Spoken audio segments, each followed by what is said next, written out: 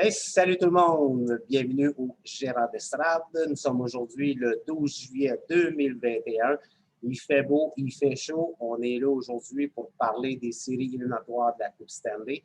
C'est notre premier Zoom depuis le championnat du Lightning de Tampa Bay, leur deuxième conquête consécutive dans la Ligue nationale. Mais avant, on va présenter ceux qui sont avec moi ce soir. Je vais commencer par mon fidèle compagnon des premiers jours, Gordy, qui est couché sur un banc de neige aujourd'hui. Il a peut-être été joué au hockey dans un aréna près de chez lui à Sainte-Thérèse. Gordy, que fais-tu couché dans un banc de neige ce soir? Ouais. T'es en train de m'affréder, j'ai eu chaud aujourd'hui, pas mal. Non, ça va super bien, Pierre. Ouais, bien content de te retrouver, Gordy. Moi aussi. Saison de hockey qui est terminée, j'ai hâte d'entendre tes commentaires sur plusieurs petits points de vue ce soir qu'on va jaser ensemble. Avec nous aussi, fidèle compagnon, Bruno. Salut Bruno, comment vas-tu? Salut mon Pierre, ça va toi? Salut la gang. Ça va extrêmement bien, Bruno. Bien content de te retrouver ce soir pour un Zoom estival. Il fait vraiment chaud. Plus difficile de trouver des partenaires pour faire des Zooms. Plus facile au mois de février à moins 30 avec une tempête de neige qu'à plus 30 lorsque les plages sont ouvertes. Mais on a un Zoom ce soir. Bruno, encore une fois, merci d'être là. Merci de l'invitation. Pour la première fois depuis bien longtemps, notre cowboy préféré, grand amateur de lutte, propriétaire de la radio Brome-Missisquoi. Steve, comment vas-tu, Steve? Ça va mieux qu'aujourd'hui. Avec les chaleurs, j'ai un petit peu de misère avec ça. Fait que, avec les matisés à 20 degrés ici, on est correct. Écoute, oui, la climatisée aussi chez moi à 17 degrés. Là, je m'assois un peu dans un aréna. Steve, vraiment content de te retrouver. Tu es beaucoup occupé dans ton coin, beaucoup de travail, la radio et tout ça. Vraiment content de te retrouver, Steve. Parfait, moi aussi. Avec nous aujourd'hui, la relève, mon premier invité que j'ai présenté, Gordy. Maintenant, place à la relève, il s'en va en communication au Cégep dans pas long, dans moins d'un mois. Notre grand partisan des Blues de Boston, des Patriotes. Ah non, je me suis trompé, de Tom Brady. J'ai fait exprès, Mathis. Bienvenue, Mathis. Comment vas-tu? Salut, ça va super bien. Merci de m'avoir invité. Ça me fait plaisir, Mathis. Écoute, Mathis, avant de commencer à parler avec les gars, tu t'en vas en communication. Tu n'es pas le premier. Vous êtes plusieurs sur la page des gérants d'estrade à s'en aller en communication. Parle-nous un petit peu là, de ce qui s'en vient pour toi. Là. Mettons, là, j'habite dans les Laurentides, à Mont-Laurier, puis je déménage en août. Je commence déjà vers aux alentours du 23 août à Lionel Groux, à Sainte-Thérèse. J'ai été accepté dans Nord-Lettre Communication, dans les médias. Fait que j'ai vraiment hâte de commencer ça. Depuis que j'ai commencé les gérants d'estrade, ça m'a vraiment donné à piqûre que c'est là-dedans que je vais aller. Je vais aller en communication, je vais aller dans le domaine sportif. Puis c'est ça, ça s'en vient vite. Là. Ça paraissait loin, mais là, on arrive déjà en juillet, puis à août arrive pas mal vite. Écoute, Baptiste, on est tous derrière toi. Tu es rempli de talent. Vous êtes 3-4 sur la page des gérants d'estrade qui s'en vont en communication. Écoute, Mathis, on te souhaite la meilleure des chances. Espérons te voir un jour à la télé, sur Internet, mais tu es rempli de potentiel, Mathis. On te souhaite la meilleure des chances dans tout le monde. Merci beaucoup. Bon, on va commencer à parler de ce qui s'est passé. Finale de la Coupe Stanley, Tampa Bay champion pour la deuxième année consécutive. Gordy, que retiens-tu de la finale de la Coupe Stanley, le Lightning qui a gagné en 5 petits matchs contre le Canadien Montréal? C'est la meilleure équipe. C'est la meilleure équipe qui a gagné. Moi, je l'avais prévu, ça faisait longtemps, les Lightning. Lightning n'avait pas de faiblesse, mais ça n'a pas été aussi facile que j'aurais pensé. Les Canadiens, ils ont fait une belle lutte. T'sais. Mais moi, je pense que les deux games que Duchamp a manqué, Richardson, il s'est fait out-coacher pas mal. Là. Peut-être si Duchamp arrêtait là. Probablement que Tampa Bay aurait gagné quand même. Là. Ben, ça aurait été plus serré, je pense. Ben, regarde, donne la main au Lightning. Là, il a une puissance, mais Canadien Price, là, c'est Price qui a fait la différence. Mais contre Tampa Bay, il y a eu plus de misère. Mais Tampa Bay, il y avait des méchants tireurs dans ça. Là. La meilleure équipe a gagné. Écoute, Gordy, je pense qu'on va tous être d'accord avec toi que la meilleure équipe a gagné. Félicitations au Canadien de Montréal qui a quand même eu un excellent parcours cette saison. Ben moi, comme je disais à mon chum, je souhaitais que Tampa Bay gagne parce que les clubs, ils ont tendance à copier ceux qui gagnent la Coupe. Moi, ça m'amuse que c'est un club offensif qu'un club qui est surtout avec le gardien de but et les défenseurs. J'aime mieux qu'ils imitent un club là, qui va à fond de train comme Tampa Bay que comme un club défensif comme Canadien ou les Devils de New Jersey dans le temps. Tu sais.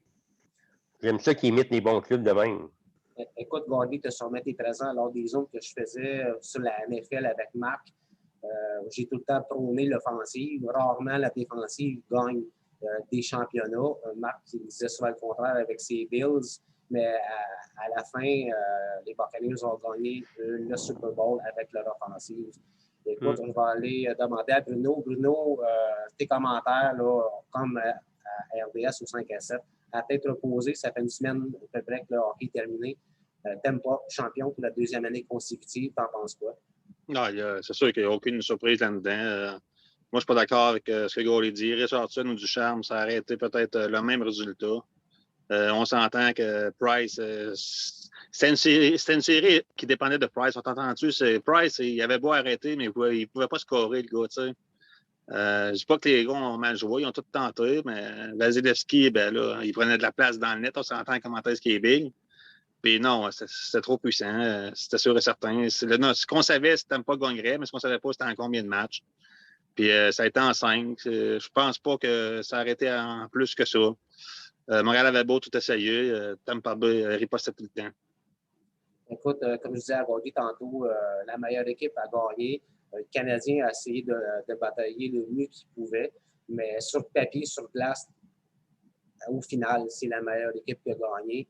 Steve, juste avant de parler de la série Canadien-Tampa, ton cousin à Vegas, grosse déception, défaite contre le Canadien. Oui. On dirait qu'un système de jeu basé beaucoup sur les défenseurs, beaucoup de buts des défenseurs. Tous les buts venaient de l'extérieur, autrement dit, de la pochette. Fait que on dirait qu'il n'y avait pas de système de jeu pour pas de joueurs. Le seul, je trouve, qui fitait, c'est Alex Stock. Il est assez gros pour aller devant le but, mais il joue au troisième trio. Je pense, quatrième trio. Mais c'est sûr que aussi Pacioretty a déçu. Mais j'étais certain, moi, qu'il était pour sortir Montréal. Mais moi, je trouve que c'est Montréal, c'est Price qui a amené le Canadien en finale. C'est vraiment, là, il a fait des saves, des clutch saves, je trouve. Je trouve qu'il les a amenés en finale. Écoute, tu apportes un bon point, c'est quand tu dis des clutch saves, ce qui n'est pas arrivé chez Marc-André, ce qui n'est pas arrivé chez Leonard. La chaise musicale chez Tampa, pas chez Tampa, mais chez Vegas, ça n'a pas aidé la situation. Mais quand même, pour revenir à Carey Price, oui, vous avez raison, les gars, sans Carey Price, durant les séries éliminatoires, le Canadien n'aurait même pas passé à travers de Toronto. Mais Steve, tes commentaires de Coupe Stanley pour Tampa Bay? C'est la meilleure équipe de la Ligue. Moi, je trouve que surtout autant côté coaching, côté general manager, Julien Brisebois, je trouve, puis tu sais, ils ont laissé rentrer bien des Québécois. Je trouve que quand Yanni Gourde, moi, c'était rendu mon joueur, là, jamais repêché, tu sais, je veux dire. Puis je trouve qu'ils ont joué le même jeu que les Canadiens ont joué les 3 premières rondes, c'est de prendre l'avance, puis jouer avec l'avance. Les Canadiens ils ont fait ça toutes les 3 rondes, mais ils se l'ont fait faire en finale. Puis là, il fallait que tu ailles compter contre Vasilevski. Fait que c'est ça, je trouve qu'ils se sont fait jouer le même jeu. Ce qui était au désavantage du Canadien, tu apportes un bon point. Je pense que toutes les équipes qui ont marqué le premier but ont gagné leur match. Je pense que la fiche du Canadien est parfaite lorsqu'il marque le premier but. Je pense que c'est un peu la même chose pour Tampa Bay. Ce qui joue en désavantage du Canadien, Steve, comme tu dis, c'est que Vasilevski est tellement bon. Aussitôt que Tampa marquait un but ou 2 buts, on savait là, que déjà le match était déjà hors de portée du Canadien. Ben, c'était comme ça dans les autres séries que le Canadien a joué. La minute que le Canadien comptait un but, lui, là, cette année, il m'a fait penser à Patrick Roy dans ses bonnes années. C'est que comptez-moi un but, puis, tu sais, on gagne le match. Là. Moi, c'est ça, il me faisait penser à Roy dans les séries cette année. Exactement, tu apportes un bon point, Steve. Et je pense que le gardien de Tampa a eu 5 blanchissages lors des séries de cette saison. Mathis, écoute, Mathis, tu portes une belle casquette aujourd'hui pour le Zoom des gérants d'estrade, une casquette du Lightning de Tampa Bay. Que penses-tu de la finale qu'on vient d'assister là, une semaine? Moi, je suis très content du résultat, pour vrai. Il faut féliciter quand même les Canadiens du parcours qu'ils ont fait. Je pense qu'il n'y a pas grand personne qui les voyait là. Mais même moi, contre Vegas, j'ai perdu une gageure. J'ai sûr que Vegas allait les sortir facilement, même. Là, je suis prêt à le dire. Puis ça n'a pas été le cas. Le Canadien s'est battu. C'est capable. Mais là, on s'entend, Tampa Bay, c'est une machine de hockey incroyable. Ils sont juste trop forts. Ils sont trop forts cette année.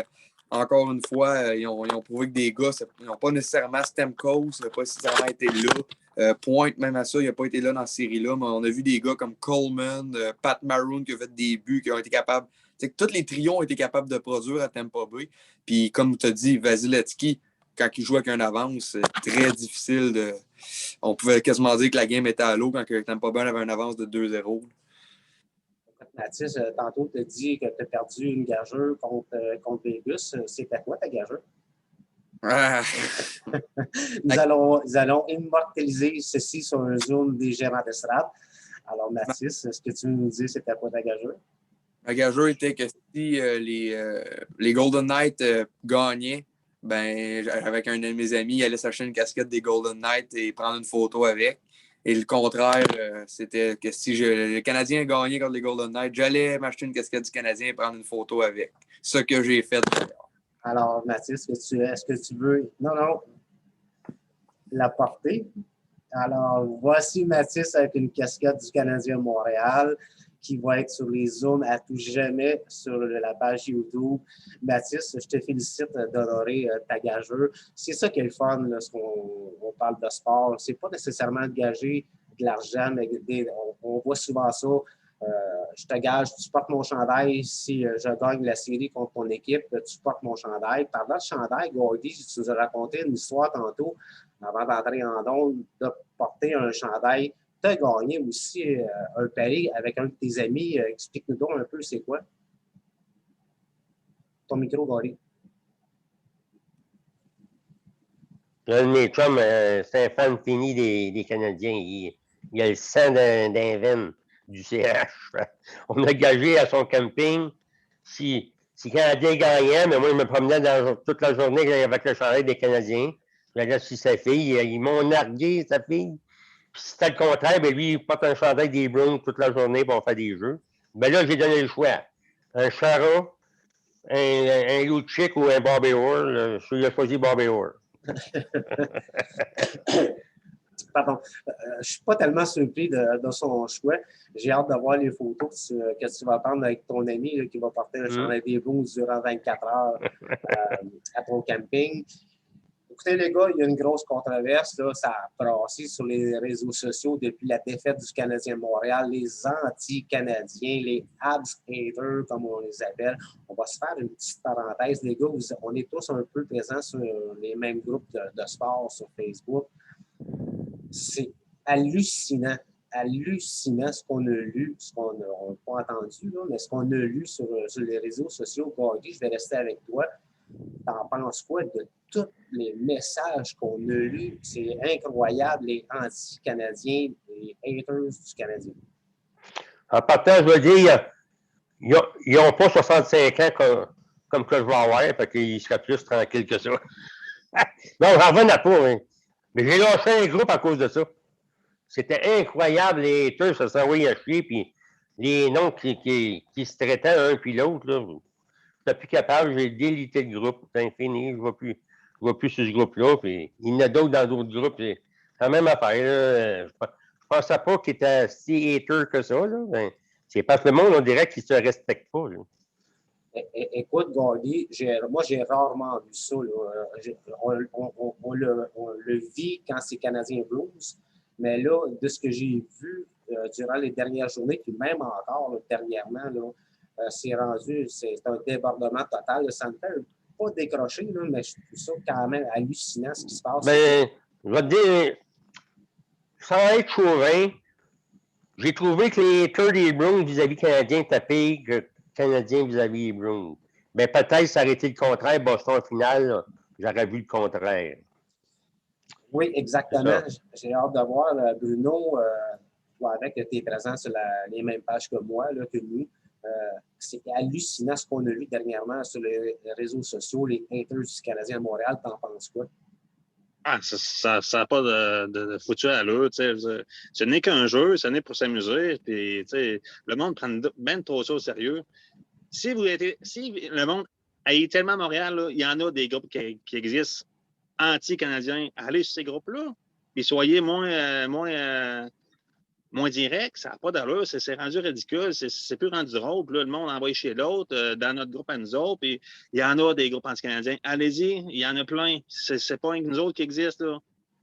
C'est plate, c'est de valeur, parce que le monde, ça a commencé par respect, puis là, ça s'envoie promener, puis comme Gaulier dit, il y a tellement de groupes de sport. Allez dans les groupes de sport anti-équipe que vous détestez, il y en a, c'est sûr. C'est plate. Moi non plus, ça m'a fait décrocher, mais faut pas que ça reste de même, c'est sûr, c'est sûr. Ce n'est qu'un jeu et ce n'est que pour s'amuser.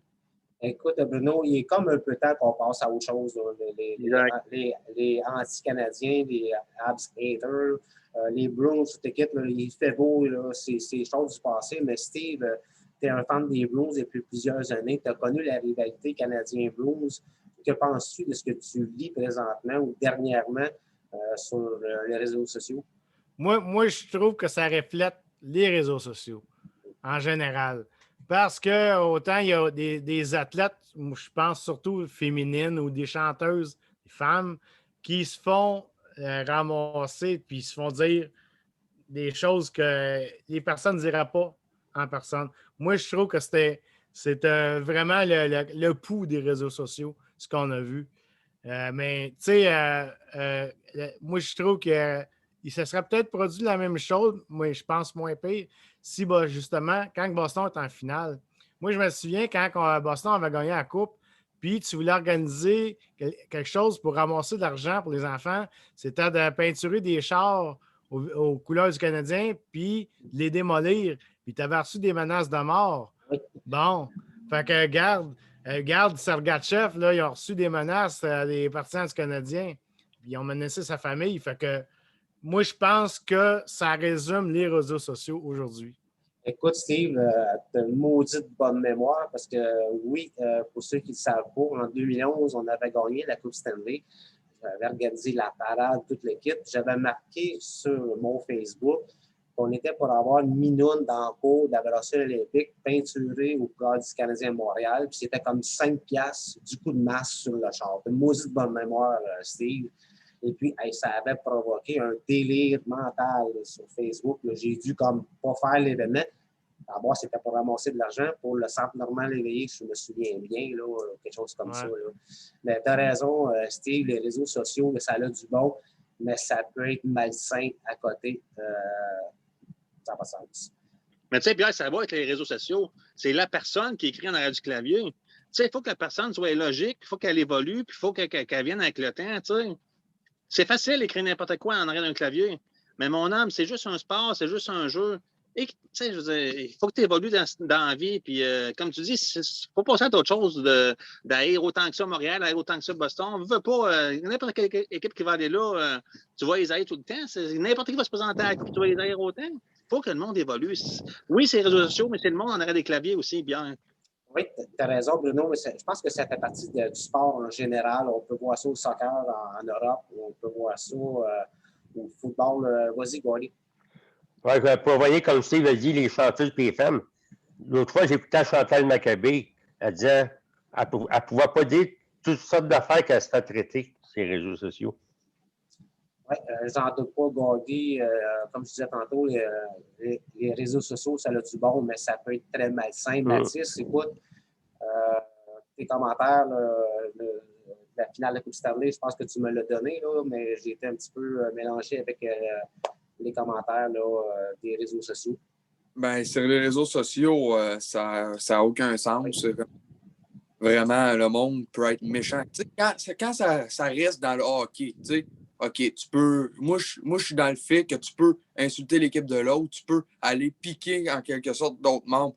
Mais quand ça devient des insultes personnelles, des menaces de mort, ça devient trop. Là. Ça fait même plus, ça n'a même plus rapport au hockey. Comme je me rappelle très, très bien qu'en 2019, quand les Bruins ont été en finale de la Coupe Stanley, je me souviens très bien des messages que j'ai eus après ça, quand les Browns ont perdu, je me faisais. Je ne sais pas que c'est de l'intimidation, mais c'est de l'harcèlement. Oui, un moment donné, regardez, c'est bon, on l'a perdu, il faut passer à d'autres choses. Tu sais, oui, c'est correct d'agacer tes amis. Le Canadien est en finale, j'ai agacé ses amis, dire ah, je suis content, la ligne a gagné, mais aller à faire des menaces de mort, non, ça vient, moi, ça me vient me chercher parce que je me dis, dans le fond, on est toute la même gang, on a toute une chose en commun, c'est le sport, puis c'est le hockey. On aime tout ça en commun, c'est ça vraiment qui nous rassemble. Peu importe l'équipe, à un moment donné, il faut être capable de respecter tout le monde puis accepter tous les propos aussi. Ça démontre, Mathis, puis les gars, ça démontre à quel point on prend ça à cœur, nous, les Québécois, le hockey. On soit fan des Blues, fan du Canadien, peu importe, fan de l'équipe qu'on choisit. On prend ça à cœur et puis des fois, ça déborde. Parlant de débordement, les gars, depuis la conquête de la Coupe Stanley du Lightning de Tampa Bay, Gordy, j'ai voulu te poser une question, te demander une question. Que penses-tu de Nikita Kucherov qui s'en donne à cœur joie? On dirait revoir Alex Ovechkin, mais en pire, on peut aussi penser à Brad Marchand, lorsqu'on a gagné la Coupe en 2011, il a fait effort. Mais là, dans sa Bud Light, je pense que Nikita Kucherov met un petit peu de substance bizarre dans sa Bud Light. Bon, moi, je prends ça comme un grain de sel. Lui, il a voulu narguer pas mal les partisans des Canadiens quand ils ont gagné la 4e game canadien. Ça le go party, pareil, c'est gagné la Coupe Stanley. Lui, il a voulu les ridiculiser, là, puis là, il s'est promené avec le chandail 18 millions over the cap. Ben ça, moi, j'ai aucun problème avec ça. Tout est légal. Brisebois, il a fait légal, puis tout, puis j'aimerais ça savoir tous les salaires de tous les clubs d'insérer Toronto, c'était quoi le masse salarial. Il parle juste de Tampa Bay 18. Le Canadien, il avait lu un show, il était à 92, les autres, à un moment donné. Ben c'est sûr, Kucherov, les gars, regarde, on a fêté après des victoires, puis regarde, quand tu as de la boisson dans le corps, regarde, ça reste des humains comme moi et toi. C'est juste, la différence, c'est un joueur d'hockey. Moi, je travaille à un autre job. Ça reste des êtres humains, ça, c'est leur job. Ils sont sur le champagne, puis ils gardent sa fête. Puis les autres aussi, il y a des émotifs dans ça, comme tout le monde. Là. Écoute, comme tu dis, Gordy, nous aussi, on a fait leur party. Puis je vous pose la question comme ça, les gars. Je vais aller voir Steve sur le comportement de Kucherov après. On gagne la Coupe Stanley. À soir, les gars, 5e match, peu importe contre quelle équipe. On gagne notre première Coupe Stanley. On est-tu sur le party sur un maudit temps? Steve, 2 questions, 2 volets. Que penses-tu du comportement de Kucherov? Tu gagnes la Coupe Stanley ce soir. Es-tu sur le party sur un moyen temps? Ah, c'est sûr. Puis, je veux dire, tu sais, là, tu viens de finir de jouer, puis tu es sur l'effet de l'alcool, ça, c'est certain. Moi, c'est sûr que le lendemain, je me réveille, puis j'ai pas voulu dire ça. Je suis convaincu. Puis, moi, personnellement, je trouve que les joueurs du Canadien ne devraient pas prendre ça au premier degré, parce que, tu sais, là, Nikita Kucherov, c'est une superstar. Tu sais, Terrell Owens, tu sais, hey, Deion Sanders, tu sais, des joueurs de même, là, hey, c'est sacrifice. Moi j'aimais ça parce que ça me faisait rire. Tu sais, puis je trouve que les médias, c'est sûr qu'ils embarquent là-dessus, mais je trouve que ne devrait pas prendre ça justement au premier degré. Moi, ça me fait rire. C'est un clown, tu sais, c'est sûr, là, mais c'est ça. Écoute, tu es dans les médias, tu apportes un bon point. Un personnage comme Nikita Kucherov, comme je dis souvent l'expression, donne du jus à des animateurs, donne du jus autant à la télé, journalistes, YouTube. Ça, là, c'est du bonbon. Je vais dire pour nous. On pourrait s'en nourrir, puis Mathis, prends-en note un petit peu si tu veux. C'est un genre de comportement comme ça qui fait que ça amène du jus aux réseaux sociaux, puis peu importe à la télé. Hey, Piqué Souben à Montréal, tabarnak! C'est pas le temps. Ça revient un peu à cet hiver, lorsqu'on parlait de ce qui se passait chez le Canadien. On a beau être tous des ventes des Blues, mais le Canadien nous apportait du jus. Quand Kucherov apporte du jus présentement, on se nourrit de ça. Ah, ça, c'est sûr. Écoute, Bruno, comportement de Nikita Kucherov, comment tu vois ça? Puis tu gagnes la Coupe Stanley à soir, là. On passe sur le party? Ah, c'est sûr qu'on passe sur le party, puis qu'est-ce qu'on fait? On fait juste boire, puis célébrer, puis... Non, on coûte Kucherov, comme les boys le disent, il faut que tu prennes ça avec un grain de sel. Il dit ça en s'amusant, en riant un peu, mais tu sais, se montrer en bédaine, déjà là, c'est encore son show qu'il fait, puis tu sais, pas le temps. J'ai des journalistes ce matin, vont aller placoter, puis sa barre est bonne, puis là, ben, il va représenter la Bud Light, fait que c'est bon. Non, c'est juste comique. Puis la parade aujourd'hui qui a eu lieu, ben, c'est autant comique. Puis non, c'est juste larguer, c'est juste taquiner Montréal. Puis ils savent qu'ils sont hot, ils savent que c'est des superstars. Ils savent que ils ont parcouru tout un long chemin. Puis c'est vraiment la Coupe Stanley des boys, c'est le parcours le plus dur dans le sport, dans tous les sports à gagner. Fait qu'encore là, on peut dire qu'ils peuvent se permettre de tout dire. Puis à force de boire, comme qu'on n'arrête pas de dire, tu sais, on célèbre. Tu dis ce que tu dis, puis comme Steve il dit, ben, t'as pas voulu dire ça c'est parti tout seul, puis gars, c'était sur le coup d'émotion. Écoute, quand tu dis que Kucherov est maintenant commandité par Bud Light, je me souviens lors de l'après-match, il y a un membre du personnel des entraîneurs de Tampa qui est arrivé avec une bouteille de champagne. Il a dit à l'entraîneur, I don't want that, I want a Bud Light. ça me fait penser à Patrick Roy quand il a dit, quand il a gagné la Coupe Stanley, I'm going to Disney World. Donc, il y a un petit peu de publicité là-dedans qui est quand même payant. Mathis, comportement de Nikita Kucherov, qui laisse quand même un peu à désirer. On s'entend, on voit à l'extrême en bédaine, la bière dans les mains, c'est au top niveau de l'extrême. Qu'est-ce que tu en penses? Moi, je me dis, dans sa situation, il est pas. Ça aurait été un gars de quatrième trio qui n'a rien fait des séries, je m'aurais dit, ouais, OK, c'est pas vraiment tout qu'il a fait. Mais Kucherov, on s'entend que c'est le meilleur pointeur des séries. Il y a 2 Coupes Stanley d'affilée. Je pense qu'il peut se permettre de parler un peu. Puis, tu sais, qu'est-ce qu'il a dit? C'est pas totalement faux. Qu'est-ce qu'il a dit? Il a dit que sur le fait qu'il a insulté Fleury puis LA Buck, ça, j'étais un peu moins d'accord, par contre. Là. C'est 2 excellents gardiens qui a insulté sur le fait qu'il ait gagné le Vézina. Ça, j'étais pas d'accord. Mais sur le fait qu'ils disent que le Canadien, leurs fans ont peut-être overreact avec la victoire, ben c'est peut-être pas faux. Là, le Canadien avait gagné un match à Montréal, puis je me rappelle, dans les rues, c'était, ça célébrait comme s'il venait de gagner la Coupe, littéralement. Mais je pense que Kucherov, en même temps, c'est une superstar de la Ligue nationale. C'est à Tampa Bay, il a dit ça pour avoir du fun. Puis je pense vraiment que c'est pas tant inacceptable que ce qu'il a dit. Parce que je me dis, si, mettons, une super vedette à Montréal qui aurait gagné la Coupe comme Carey Price, puis qui aurait dit ça, tous les fans du Canadien diraient « Oh ouais, il est cool, check qu'est-ce qu'il dit. » Fait que dans un sens, je pense que c'est pas... oui, c'est normal que les fans du Canadien n'aiment pas ça. Si je serais fan des Browns et qu'il ait dit ça sur Boston, j'aimerais pas ça, mais en même temps, ça fait partie du hockey, puis ça met, comme vous dites, du piquant, puis un peu ça pour les journalistes puis tout. Ça porte d'excellents points, Mathis. Et puis, écoutez, les gars, une petite section. Que retenez-vous de la saison qu'on vient de terminer, une saison de COVID? On a réussi à avoir des spectateurs vers la fin de la saison, un peu, surtout aux États-Unis. Gordy, qu'est-ce que tu retiens de la saison 2020-2021 dans la Ligue nationale? Ah, c'était une saison spéciale. Moi, j'ai trouvé ça étrange. Que si je trouvais plate, c'est pas loin de spectateurs, surtout au début. Là. En dernier, il y en avait des playoffs aux États-Unis, là, ben, c'est surtout ça, de ne pas avoir de spectateurs. J'ai trouvé ça spécial. Là. Mais semble pour les joueurs, ça doit être moins. Parce qu'il y a des joueurs des Canadiens qui ont dit c'est sûr qu'en n'ayant pas gros de spectateurs, 18 000 contre 3 000, tu as moins d'enthousiasme, c'est sûr. Là. Je pense pas que c'est ça qui fait la différence. Mais moi, c'est surtout ça que je retiens de la saison. Là, pas de monde dans les estrades, j'ai trouvé ça spécial. Là. Pour l'ambiance des joueurs, dans le sens, ça ne doit pas être pareil. Là.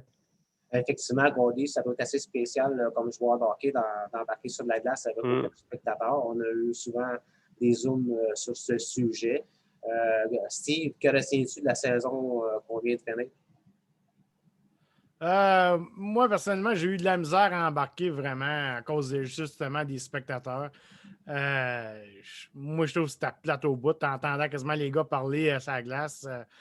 C'était comme c'était comme un scrimmage. Là, c'est ça que j'avais l'impression d'un camp d'entraînement. Là. Puis, c'est ça, j'ai juste hâte à la prochaine saison en espérant que tout soit correct. Là. Parce que c'est sûr que c'était le fun de voir les ligues canadiennes, mais la seule affaire que j'ai, parce que j'aime bien mes divisions comme d'habitude. Puis la seule affaire que j'aurais aimé voir cette année, division canadienne, si mettons les Nordiques arrêtaient là, ben 8-10 matchs contre Québec, peut-être que j'aurais aimé mieux ça, tu sais, là. Mais peut-être pas avec les réseaux sociaux d'aujourd'hui, parce que je pense que c'est bon. Je pense que Steve, si les Nordiques avaient été dans la division canadienne, comme on disait tantôt, on aurait eu beaucoup de jus à se nourrir pour faire des émissions. Prends juste Ottawa, mais à Québec avec Brady, Tkachuk, je suis certain qu'il fait un excellent travail. Je pense que tu as un très bon point, Ottawa, Québec. On est en voiture pour avoir de très bons zooms dans les prochaines semaines. Mais ça reste un rêve tant que Bettman va être là pour ceux qui Nordiques vont revenir. Bruno, que retiens-tu de la dernière saison qu'on vient de vivre? Ah, ça a été une saison miraculeuse. J'en reviens pas encore qu'on ait réussi à avoir une saison malgré tout ce qui s'est passé. Puis, comme Steve dit, moi aussi, j'ai eu bien de la misère à embarquer. Quand c'est rendu, t'entends les patins, quand c'est rendu, t'entends les passes de bâton à bâton. Il manque vraiment l'élément déclencheur de ce qu'il faut dans la game. Puis c'est les partisans qui sont pas là. T'entends juste du bruit. C'était beau faire des montages sonores, mais les montages sonores, c'est pas la même chose que le vrai public. On aurait dit que ça m'a pris la moitié de la saison pour embarquer. Puis là, ben, l'affrontement des divisions juste canadiennes, puis s'affronter 6-7 fois, ça a pris du temps. J'ai pas aimé ça à un moment donné. Puis là, vers la fin de la saison, j'ai aimé ça. Mais j'ai hâte au retour, au nouveau retour. Ça va être les divisions régulières qui vont revenir. La vraie rivalité va être là. Ceux qui n'ont pas pogné, ils vont les pogner. Puis ça va être encore meilleur. Puis la saison va encore durer 82 matchs tout de suite. Petite parenthèse, les gars, imaginez dans quelques mois, premier match Canadien Blues sur les réseaux sociaux. Attachez vos sucres, ça va être la vraie tornade sur les réseaux sociaux dans pas long. Mathis, que retiens-tu la saison 2020-2021? Moi, personnellement, je suis tellement fan que j'ai quand même adoré la saison. Vraiment, je suis content. Je me dis, oui, il y aurait eu bien des choses comme les spectateurs auraient été le fun qu'il y en a eu dès le début. Mais je me dis, malgré tout, avec l'année difficile qu'on a eue, on a eu une saison. Puis on a quand même été capable de la finir sans trop qu'il y ait des complications du côté du COVID, ces affaires-là. Fait que de ce côté-là, je suis quand même extrêmement content qu'on ait eu une saison. Puis tranquillement, pas vite, on voyait les fans revenir des estrades. C'était encourageant.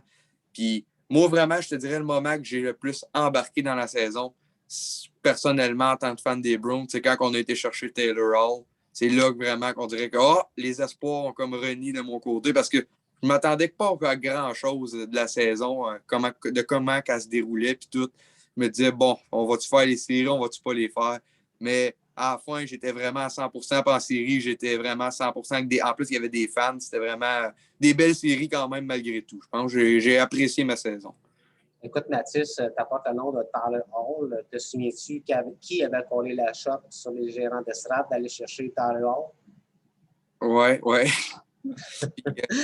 Et que ça avait fait des bons zooms. Tyler Hall, on ne veut pas l'avoir à Boston. Tyler Hall, overrated. Tyler Hall a sauvé un petit peu la saison des Blues. Justement, on va parler un petit peu des Blues, vu qu'on est fan des Blues. On parle de Tyler Hall, la section qu'on va jaser. On fait quoi avec?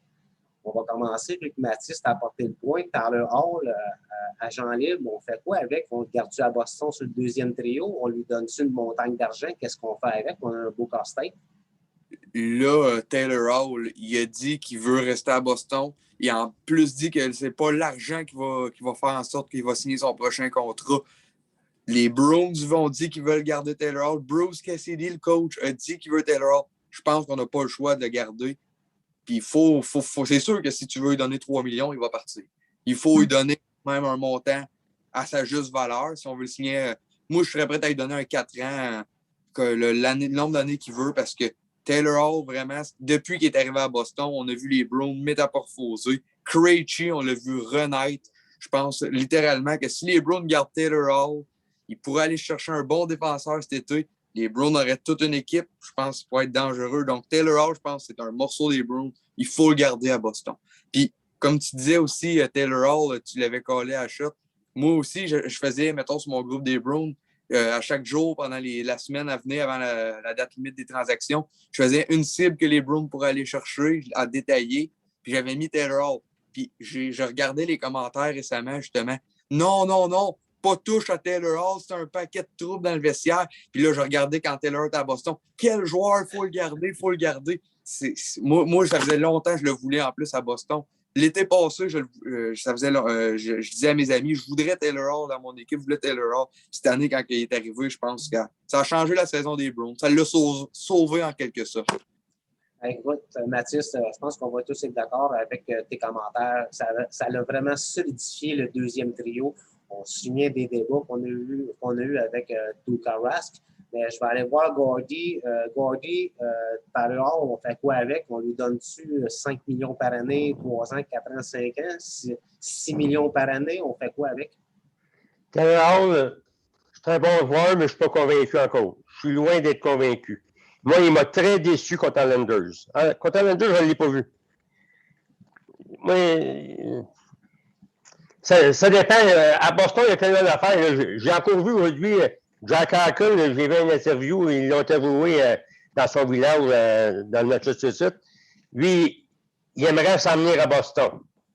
Mais gagnant 1 million. Là, il signe-tu Krejci, il signe-tu Tuukka Rask.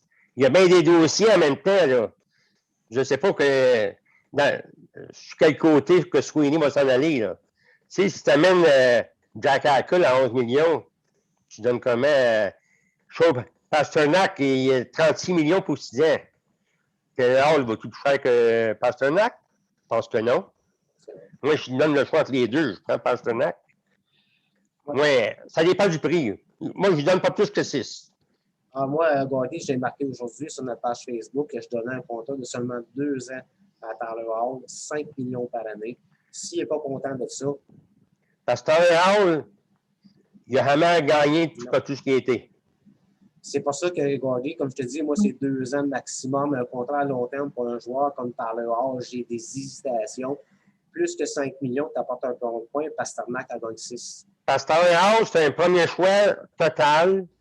C'est lui qui est supposé de rendre les autres meilleurs autour de lui. Non, moi, comme je te dis, ça dépend du prix. Puis ça dépend quoi c'est que Sweeney veut faire avec tout le restant. Là, parce que, il y a bien des dossiers en même temps. Là.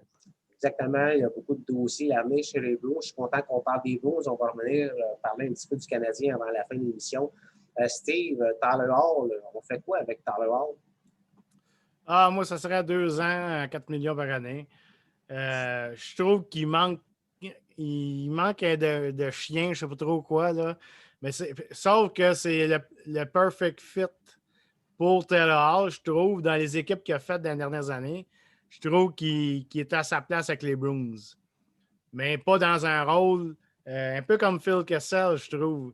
Pas dans un premier rôle. Tu sais, là, faut pas que ça s'aille à cause de lui, là, que, tu sais, faut pas que ça s'aille ton joueur sur lequel faut que tu comptes pour gagner. Moi, ce que j'aime de Taylor Hall, c'est une belle, grosse police d'assurance en devenant une blessure à un de nos joueurs de premier trio. Peut facilement remplacer un joueur sur le premier trio. Moi, là, je suis vraiment convaincu que les Blues vont lui donner un contrat à Taylor Hall. Je ne peux pas voir qui va pouvoir prendre sa place sur le deuxième trio. Bruno, on fait quoi avec Taylor Hall? On prend une chance, contrat de 3 ans, 5 millions par année, 6 millions par année, même contrat pour Pasternak? Non, on garde, comme on dit tous les boys, on garde 2 ans, 4 millions et demi, pas plus. Il a dit qu'il est resté à Boston, il aimait la ville, c'était quitte. Puis apparemment, tout le personnel de haut en bas veulent le garder. Mais là, il y a une chose qu'on ne pense pas, puis c'est là qu'on va voir s'ils veulent vraiment le garder. Le 21, il y a Seattle qui s'en vient le repêchage. Il faut qu'ils protègent les joueurs. Là, c'est là qu'on va voir si l'équipe veut vraiment le garder. Là. Fait qu'ils vont se protéger sur la liste des joueurs. Mais comme on dit tout, il a dit qu'il aimait la ville, il aimait le Boston. C'est pas l'argent qui va leur refuser de rester. Puis pas plus que 2 ans. Parce que Krejci, il a été transformé. Moi, Krejci, je le détestais. Puis là, il a transformé Krejci. Puis, sauf que tout partout ce qui est passé, ça n'a pas marché. Mais là, on dirait qu'avec Boston, c'est un fit. Mais il a marché juste en première ronde. Deuxième ronde avec Islanders, on ne l'a pas vu pantoute. Mais non, pas plus que 2 ans. Mais comme j'arrête pas de dire tantôt, si Seattle s'en vient, qui va être protégé? On va voir.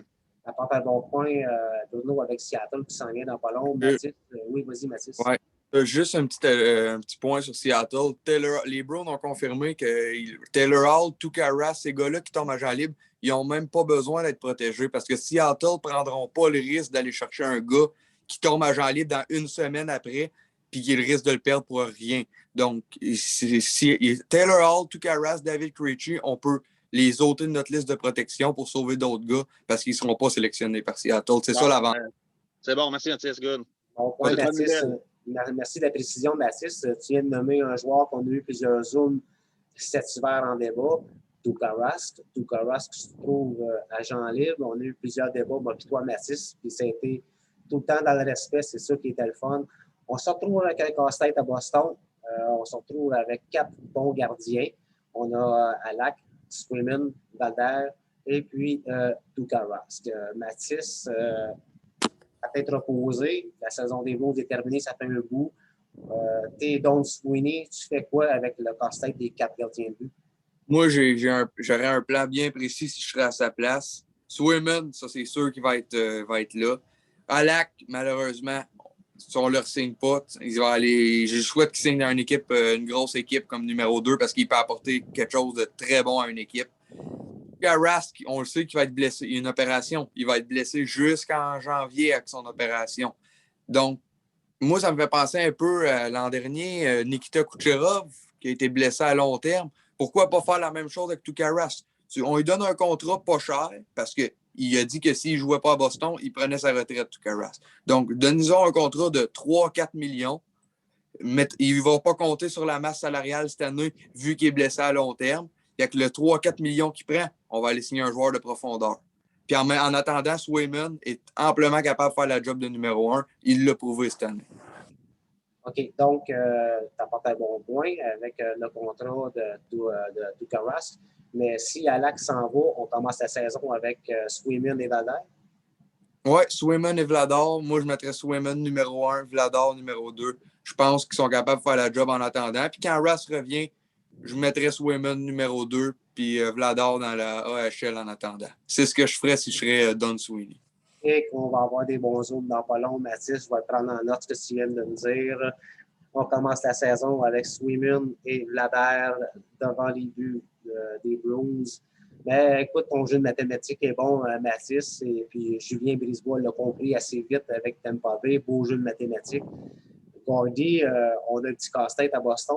Que penses-tu que Don Sweeney va faire avec nos 4 gardiens de but, Tuukka Rask, agent libre?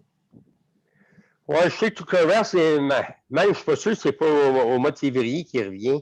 Moi, d'après moi, je le signerais, mais pas. Il gagne à 7,5, peut-être 5 millions au maximum. Moi, d'après moi, ils vont signer Alak à 1 million. Puis, ils vont commencer avec Alak puis Swayman. D'après moi, c'est ça que je ferais. Puis, Vladar, je le laisserais en Providence pour qu'il goal souvent. Écoute, Gordy, je pense un peu de ton côté. Moi, si je suis Don Sweeney, je commence la saison avec Alak et Swayman. Alak, l'année passée, il gagnait ça 1 million et demi, je pense. Autour de ça. Possiblement, Gordy, Ouais. mais moi, je garde Alak comme police d'assurance, un vétéran. Commencer la saison avec 2 jeunes, je ne suis pas sûr. Mais Mathis, les 2 gardiens sont bons. Là. J'ai hâte d'entendre les commentaires de Steve. On fait quoi avec Tuukka Rask, Steve? Ah, moi, je fais un petit contrat de 2 ans, là, 4 ou 5 millions par année. Là. Puis, je sais pas, j'ai pas regardé bien, je ne sais pas si lequel a le plus de potentiel entre Swayman et Vladar. C'est ça, lui qui pense qu'ils ont le plus de potentiel.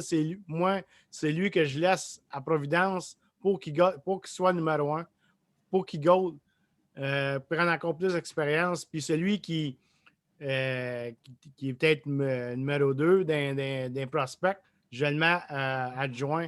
Je le mets deuxième goaler à Boston. Je garde Halak. S'il veut 1 million, ben c'est pour nous amener, autrement dit, là. Une chose, c'est sûr aussi, c'est qu'on voit qu'on est sur un air de changement chez les gardiens de but. On a Tukaras qui se fait vieillissant, opération encore.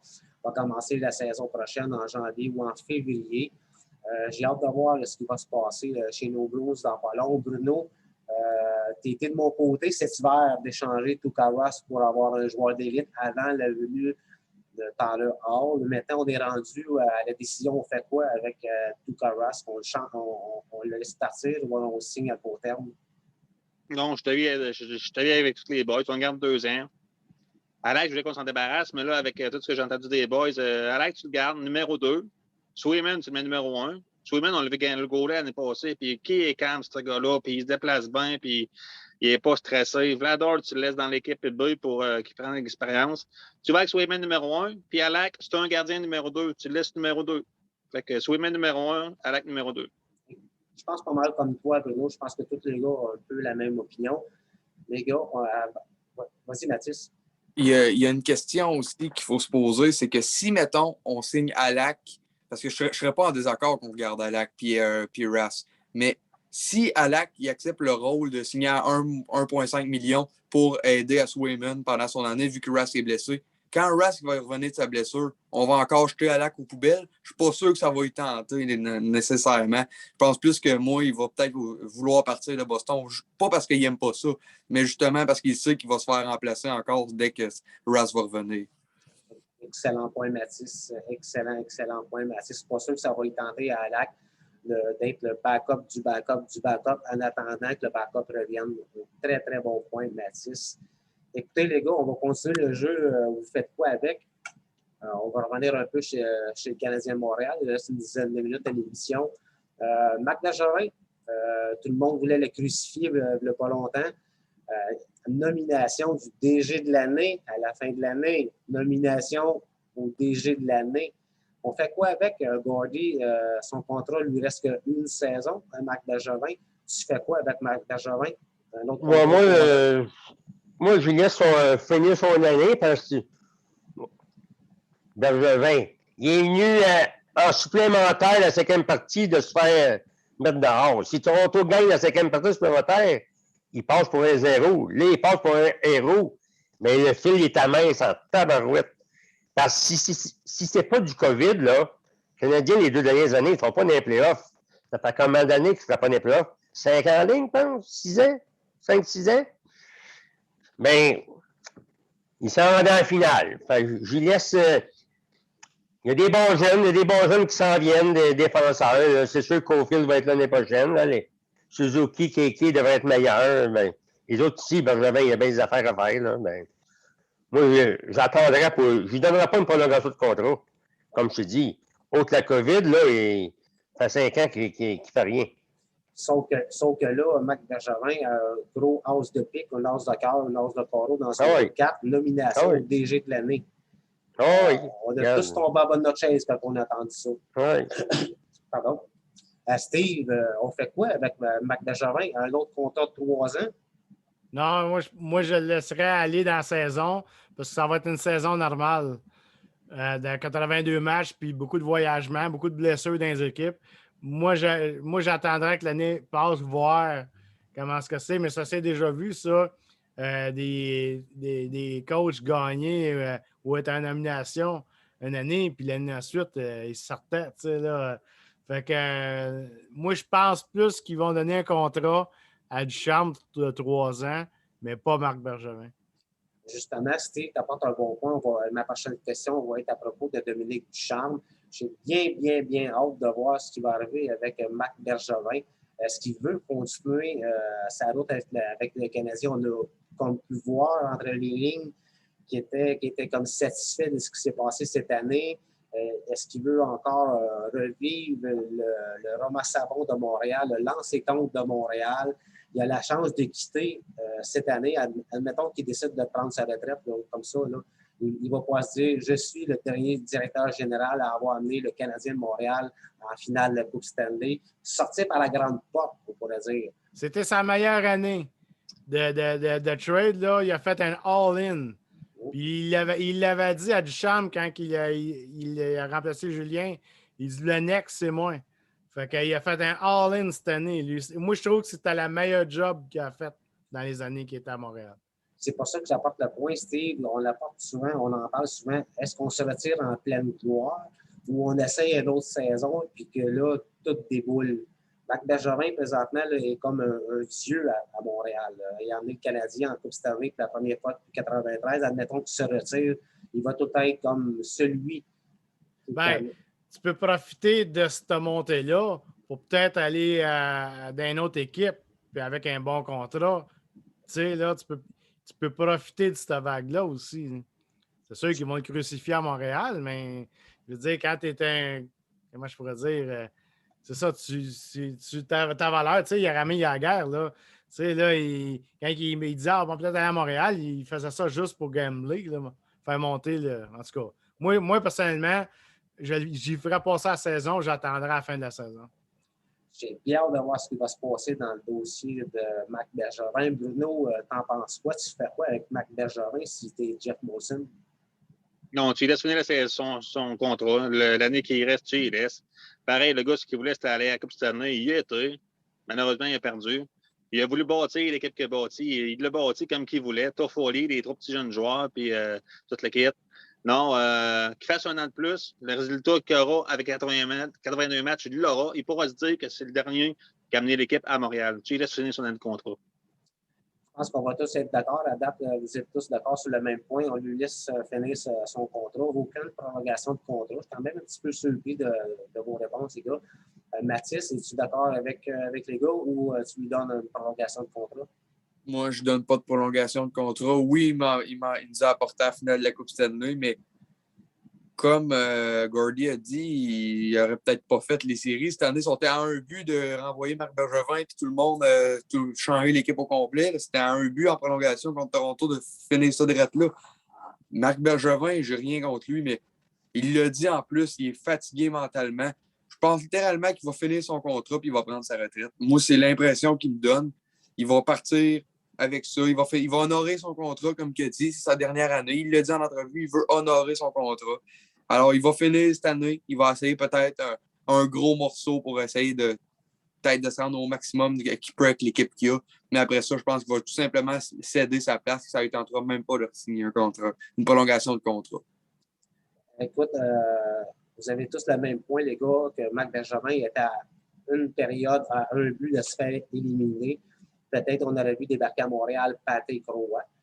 Patrick se fait de plus en plus présent dans l'entourage du Canadien Montréal. On l'a vu au Centre Bell l'autre jour.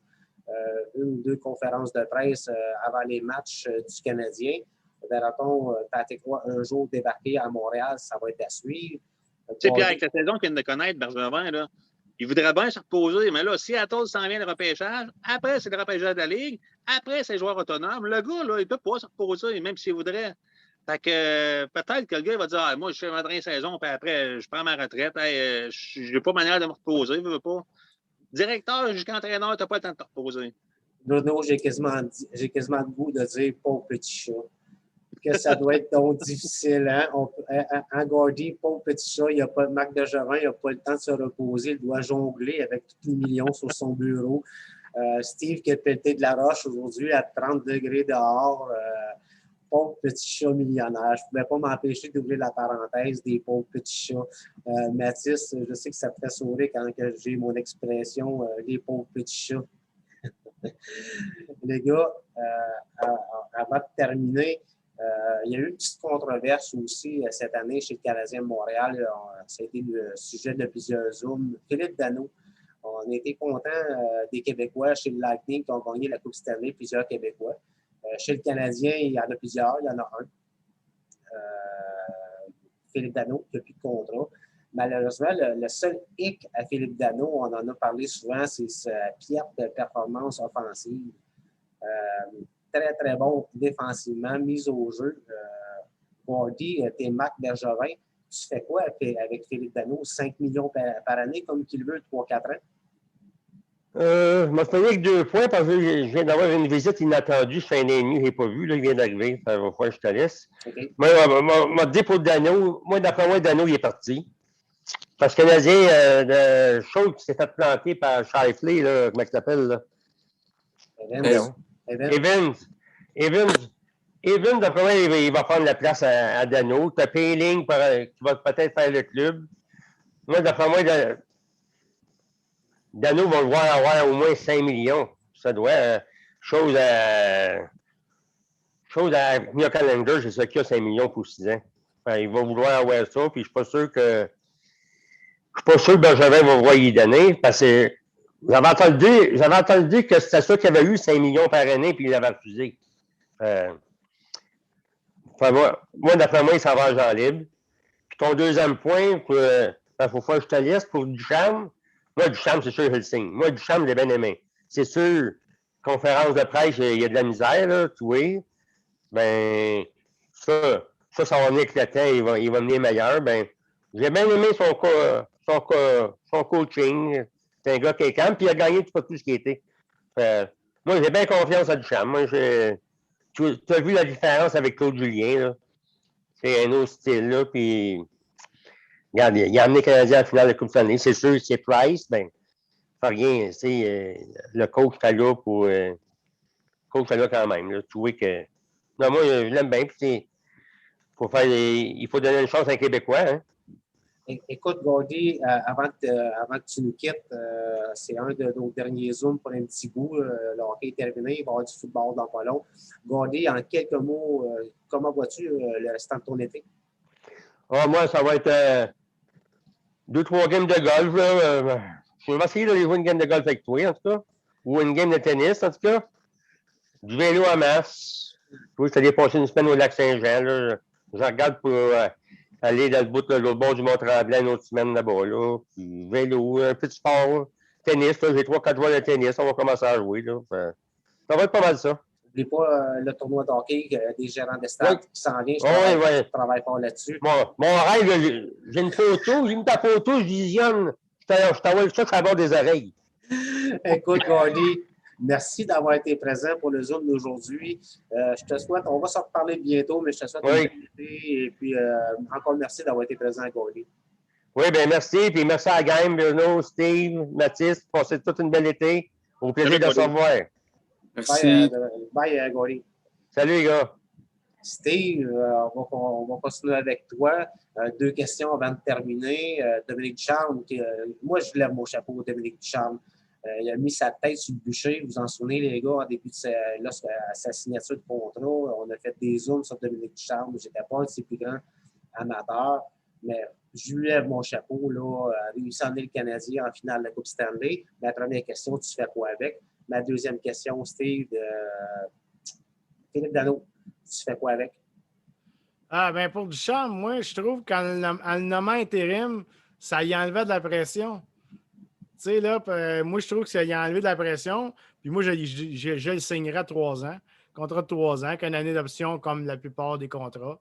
Puis pour Philippe Danault, moi, je pense pas je pense que les Canadiens ne la signeront pas à cause de Evans puis des jeunes qui poussent. Je pense qu'il y en a beaucoup de jeunes au camp d'entraînement qui vont être là. Puis je voudrais juste dire, j'espère que les Canadiens vont signer Corey Perry. Parce que pour des gars comme Nick Suzuki et Cole Caulfield, je trouve que c'est une mine d'or, un gars comme ça. Vraiment, là, c'est... Corey Perry, là, je trouve que la chimie avec Suzuki était excellente. Apporte un excellent point, Steve, avec Corey Perry. Moi, je suis tombé en amour avec ce genre de joueur-là. Corey Perry à Boston sur le 3e trio.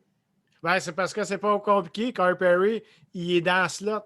Il paye le prix. Regarde, avec la face qu'il avait, là, bon, il n'y en a plus beaucoup des joueurs comme ça qui payent le prix. C'est ça. Oui, Steve, tu as entièrement raison. Puis comme je disais tantôt, imagine Corey Perry sur un 3e trio, un 4e trio à Boston. Ouais. Moi, j'ai joué Josh Anderson à Boston. Peut-être que tu rêves un peu, mon Steve. Là. Je pense que tu as pelleté trop de roches aujourd'hui. Ah, ben non, ouais, c'est ça. T'es dû retourner dans ta piscine après l'émission, Steve. Bruno, les deux mêmes questions. Dominique Ducharme, voyons. Philippe Danault, on fait quoi avec? Non, Ducharme, tu gagnes. Tu fais comme d'habitude, comme tous les autres entraîneurs de la Ligue, 3 ans au salaire qu'ils méritent. Moi, le premier, je ne l'aimais pas. Je disais qu'il ne passerait pas la saison. Puis de plus en plus, il s'est amélioré. De plus en plus, il a mis l'équipe sur la glace comme il faut. Ils ont suivi son plan de jeu. Il s'est rendu à la coupe. Non, chapeau. Puis pour Dano, non, je pense pas. Je pense qu'il va partir au salaire qu'il demande. Si c'est vraiment 5 millions. Il ne va pas ça. Puis Evans va revenir. Les 3 petits jeunes sont là. Perry, non, tout le monde peut le remplacer. Fait que je pense pas que Dano reste à Montréal, non.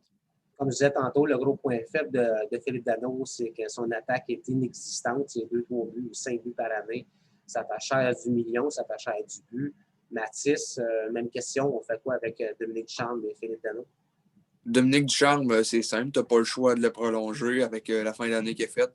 Même si je suis pas un admirateur de Ducharme, loin de là, moi, j'aurais jamais congédié Claude Julien. J'ai encore cette décision-là sur le cœur un peu, de dire que c'était pas de sa faute quand ils ont eu un petit creux de 4-5 défaites.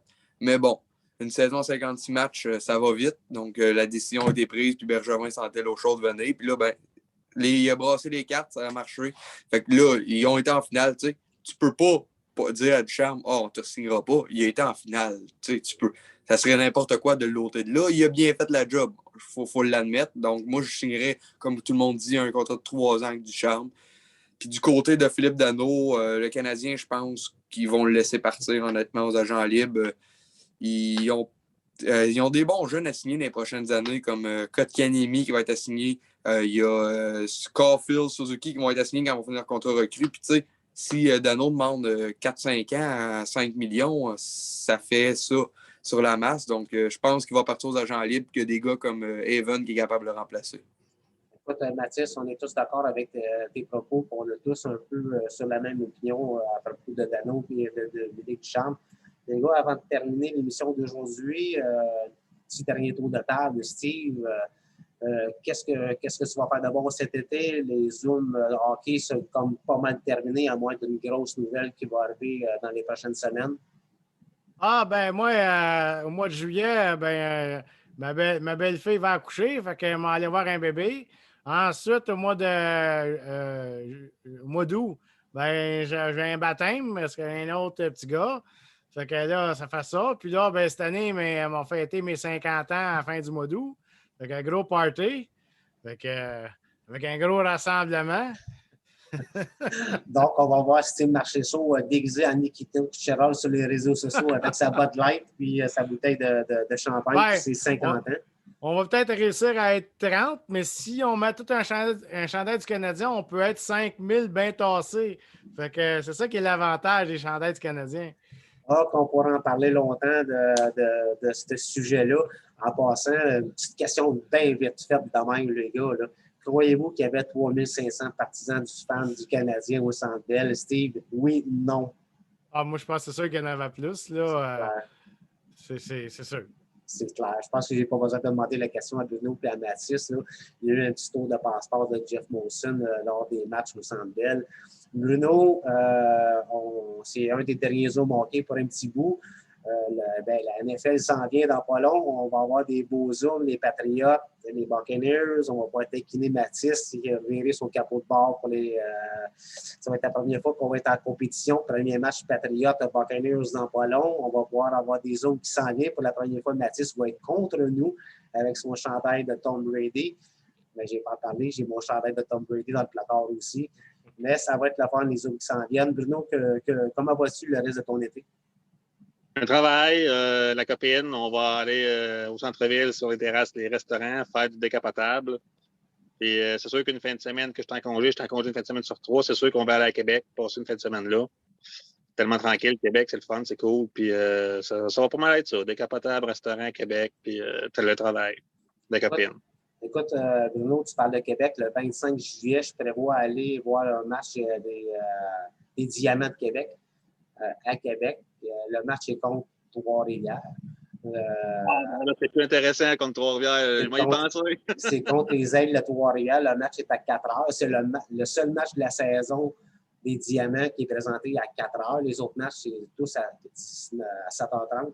Donc, regarde ça, Bruno, ça s'en vient vite. Le 25, on est le 12. Dans 13 jours. Jusqu'à maintenant, si la température le permet, je m'en vais à Québec voir un match des Diamants. Donc, regarde ça, ça le fun qu'on puisse y aller les 4 ensemble. Yes. Mathis, tu nous as un petit peu dit comment on était sans ligne pour toi, le retour à l'école en communication, mais à part l'école, y a-t-il quelque chose de prévu pour toi? Je vais profiter de l'été avec mes amis, famille. On va faire du camping. Je pars justement 2 semaines en camping. Ça va être le fun. Ça fait toujours du bien aller dans le bois.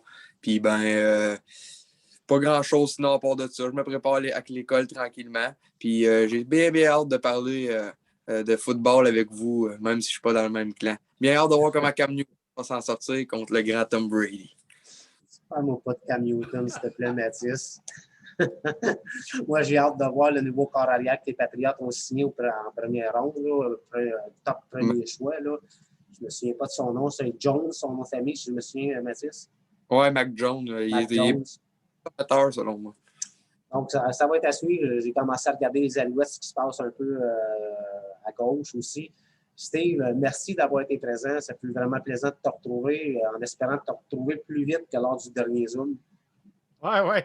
S'il faut, je vais augmenter ton salaire. On va parler hors d'onde pour une prolongation de contrat avec une augmentation salariale. Steve, merci d'avoir été présent. Yes, sir. Ça fait plaisir. Bruno, merci d'avoir été présent. Parlant de contrat, tu as une prolongation de contrat pour les prochains gérants d'estrade. Ah ouais, merci mon ange. J'ai pas de quoi. Je suis très touché. Je ne pouvais pas avoir un plus beau cadeau que ça. Merci. M'a tout donné à 1000% pour faire une super belle job. C'est une grosse preuve que tu m'as faite là. Je te remercie bien gros, mon chum. Ça fait plaisir, Bruno. Mathis, merci d'avoir été présent. On se reparle bientôt, comme tu disais tantôt. On va être dans le clan ennemi, mais ça va être des beaux zooms qui s'en viennent. On va peut-être changer de chandail au courant de la saison. Mathis, merci d'avoir été présent. Merci beaucoup, puis passez une belle été à tous. Les gars, notre fidèle Peace. À la prochaine, les gars. Prochaine, boys.